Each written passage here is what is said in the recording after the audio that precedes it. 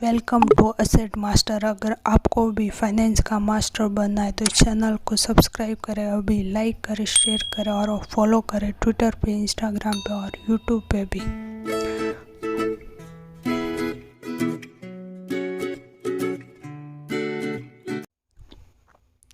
आज हम सीखेंगे इक्विटी डाइल्यूशन के बारे में। वीडियो 33।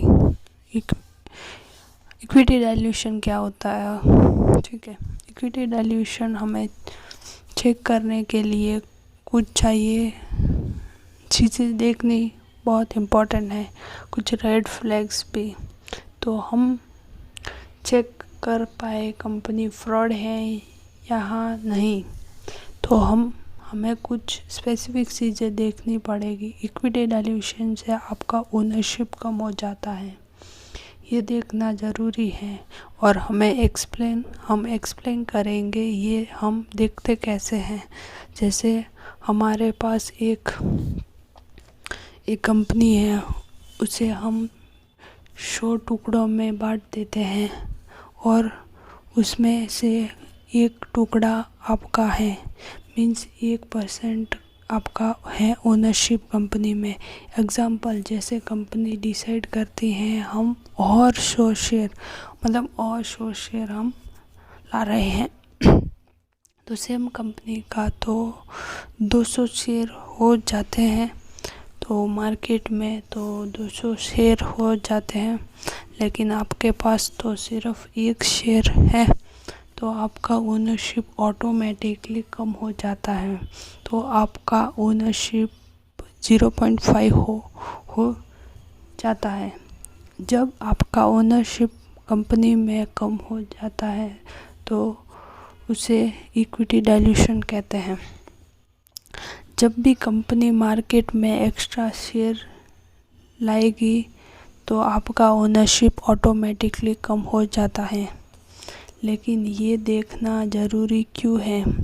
समझिए, कंपनी ने 100 रुपये का प्रॉफिट कमाया था, जिसे आपकी ओनरशिप 1% है कंपनी में, तो जो भी कंपनी कमाती है तो आपका ओनरशिप 1% का प्रॉफिट हो जाता है। लेकिन अगर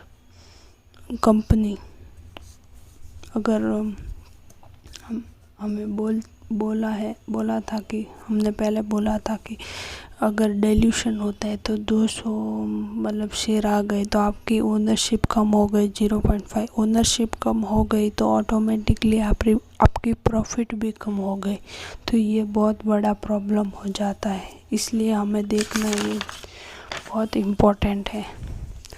तो आपको ऐसी कंपनी नहीं चाहिए जो इक्विटी डाइल्यूट करती हो। तो कंपनी इक्विटी डाइल्यूट कैसे करती हैं, तो वो हैं ये 4 तरीके जिससे वो डाइल्यूट करती है। फर्स्ट वन है right issue. You have the option to maintain ownership with discount. First one है राइट इश्यू, सेकेंड वन है QIP, थर्ड वन है प्रेफर शेयर और फोर्थ वन है ESOP। ठीक है, इनका शॉर्ट मैं आपको समझा देती हूँ, स्टेटमेंट बोलती हूँ। राइट इश्यू मतलब you have the option to maintain ownership with a discount में आप बाई कर सकते। QIP मतलब एक big investor get a discount. Prefer stock means big dividend and preference in the case of bankruptcy। ESOP gives equity to employ. Okay, ठीक है, हम अब एक्सप्लेन करेंगे डिटेल में। ये सब हम एक्सप्लेन एग्जाम्पल से सीखेंगे, ठीक है। पहला है राइट इशू। लास्ट ईयर ये रिलायंस ने किया था। जब कंपनी शेयर इशू करती है तो आपका ओनरशिप कम हो जाता है। यहाँ पर आपको ऑप्शन दिया जाता है कि आप दूसरा शेयर भी खरीद सकते हैं जो वो इशू कर रहे हैं। तो अगर खरीदते हैं तो आपका ओनरशिप मेंटेन हो जाता है और ये शेयर आपको डिस्काउंट में भी दिया जाता है। लेकिन अगर आप वो दूसरा शेयर नहीं खरीदते हैं तो इक्विटी डाइल्यूशन हो जाता है। जैसे पहले 100 शेयर थे और कंपनी ने और 100 शेयर इशू किए, आपके पास 1% ओनरशिप था और उससे कम हो गया 0.5। अगर आपका राइट इशू में और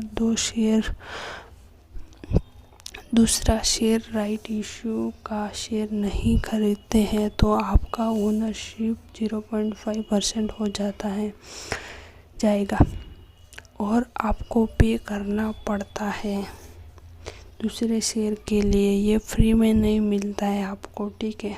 तो आपको कंपनी को एक्स्ट्रा मनी पे करना पड़ेगा।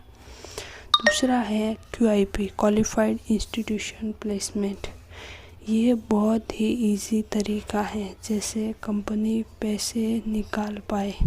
ये प्रोसेस इतना लंबा नहीं होता है, तो ये ज़्यादातर कंपनी करती हैं। यहाँ पर कंपनी बड़े बड़े इन्वेस्टर को ऑप्शन देती है जैसे वो खरीद पाए। जब भी कंपनी शेयर इशू करती है तो इक्विटी डाइल्यूशन हो जाता है। ऑफ कोर्स ये बड़े बड़े इन्वेस्टर को डिस्काउंट देती है तभी वो खरीदते हैं, नहीं तो वो क्यों खरीदेंगे, ठीक है। और उनको भी फ़ायदा हो जाता है। तीसरा है प्रीफर्ड स्टॉक। यहाँ पर भी कंपनी स्टॉक इशू करती है तो इक्विटी डाइल्यूट हो जाता है। तो प्रीफर्ड स्टॉक का फ़ायदा क्या है? तो कंपनी इन्वेस्टर से कहती है हम हर साल आपको डिविडेंड देंगे, बहुत बड़ा डिविडेंड। प्लस अगर कंपनी बैंकरप्ट जाएगी तो पहले ये प्रेफरेंस शेयर वाले को पैसे मिलते हैं और बाद में बाकी सब शेयर होल्डर्स को तो ज़्यादा प्रेफरेंस दिया जाता है, इसलिए प्रीफर्ड स्टॉक बोलते हैं। फोर्थ है ESOP, employ stock ownership plan. ये बहुत ही फेमस होता है बैंक्स और NBFC में। कंपनी कहती है अगर आप 3 से 4 साल इस कंपनी में रहेंगे तो आपको हम इक्विटी दे सकते हैं। एम्प्लॉय को बहुत अच्छा फ़ायदा हो जाता है, लेकिन ये बाकी शेयर होल्डर को प्रॉब्लम हो जाता है क्योंकि इक्विटी डाइल्यूशन होता है। तो ये आप देख कैसे सकते हैं, आप ये इनकम स्टेटमेंट में देख सकते हैं। यहाँ पर 2 ऑप्शन दिया है, वो आपको देखना है, बेसिक EPS और डाइल्यूटेड EPS। तो अगर ओनरशिप कम हो जाता है तो प्रॉफिट भी कम हो जाएगा ऑटोमेटिकली। हमें देखना है बेसिक EPS और डाइल्यूटेड EPS हमेशा सेम हो। Open number 1 India best discount broking Zerodha and Upstock account. Click on the down description box, and if you like this video, like and share and subscribe to your